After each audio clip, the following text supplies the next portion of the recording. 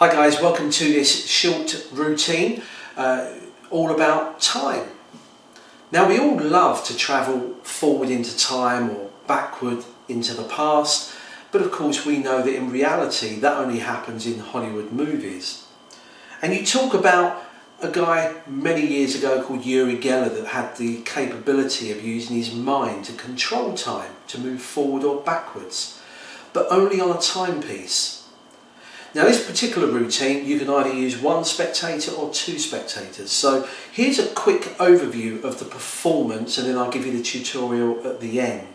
So once you've invited a couple of spectators, or even one if you prefer, then you talk about time and time travel and Uri Geller, and you use your watch, just a regular watch for this, and you can see that it is just a regular timepiece.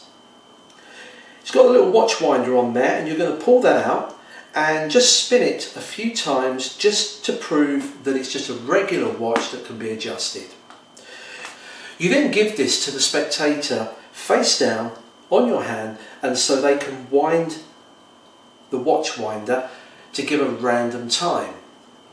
They can press the button and it will click in. You then show them the time. And if the camera can pick that up, it's about 20 to 9 on the watch. You then ask them to hold their hand out and you put this down. You do nothing with the timepiece. You ask them to cover it with their other hand. Once that's done, you talk about time travel. And in fact, so that we don't forget, we'll actually write down what time they set it to. And that was 20 minutes to 9.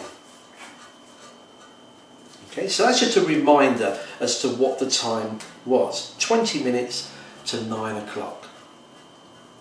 Now of course they keep hold of this throughout the routine. You then come back to them and talk about transferring your mind thoughts and vision those hands spinning round and round and round. Concentrate. Stop.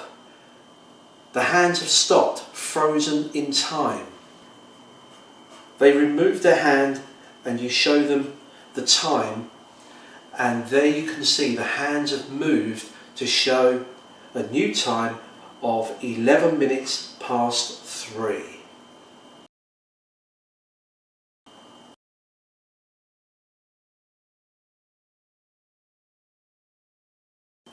So the trick you've just seen performed is a very old trick. I started performing this one roughly about late 70s, early 80s, as far as I can remember. And it was a quick and simple trick. I remember someone showing me this at one of the conventions, and it took him literally a minute to show me. I was actually dumbfounded the way the hands had moved. But when he showed me how it worked, you kind of felt deflated and thought you had been cheated.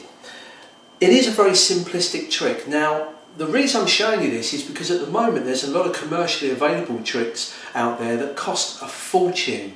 You got timeless, you got things like the Infinity Watch, and you may even remember one from years ago from the Collector's Workshop called the Perfect Time. Now these watches are fantastic. They're highly precisioned watches. This one works just as well, and just to prove it, at the weekend, I hadn't performed this for a while, so at the weekend just gone, we was out having lunch with some people, and I thought, you know, I'll give it a try. I took the watch off, done the usual performance, wind it, hold it, it changes, and you know what, it was fantastic. The people that we was dining with, they were still talking about it 10 minutes after I'd finished the trick. And to me that says it must have had an effect on them. It is very simple. You've probably worked it out yourself, but how do you get the hands to change while held by somebody else? It's quite simple. If we look at my watch at the moment, it's 8:45 to 9. Okay, 8:45 to 9. How do I change the time? There we go.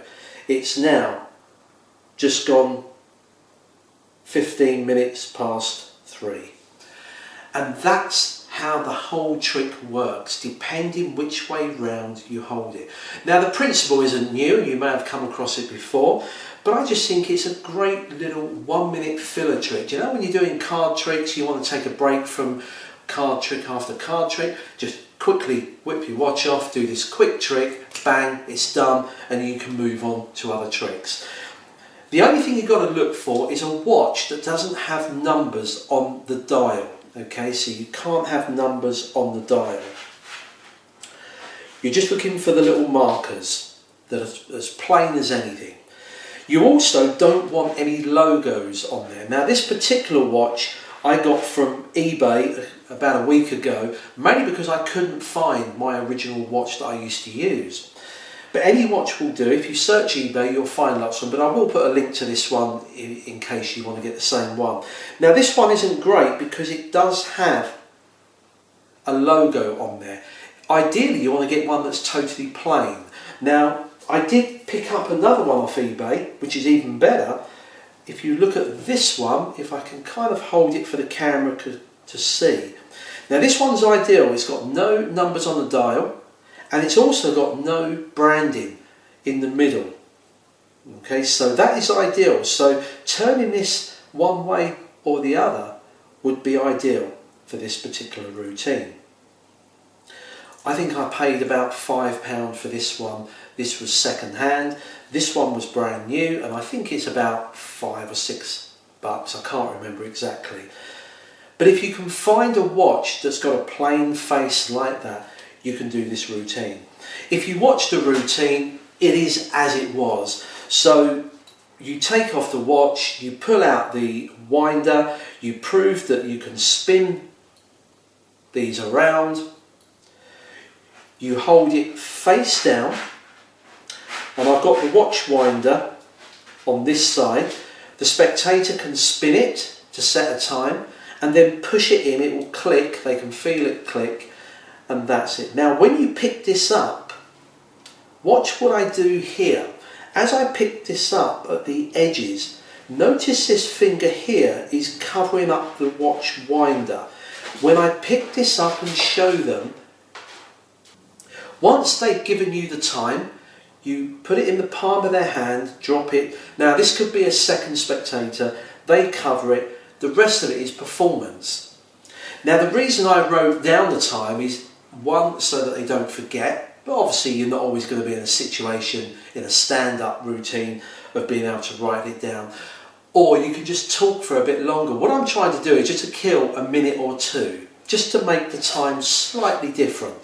So you can write it down, build up the performance of travelling into time and back, and then when you pick the watch up off their hand, hold it up the correct way.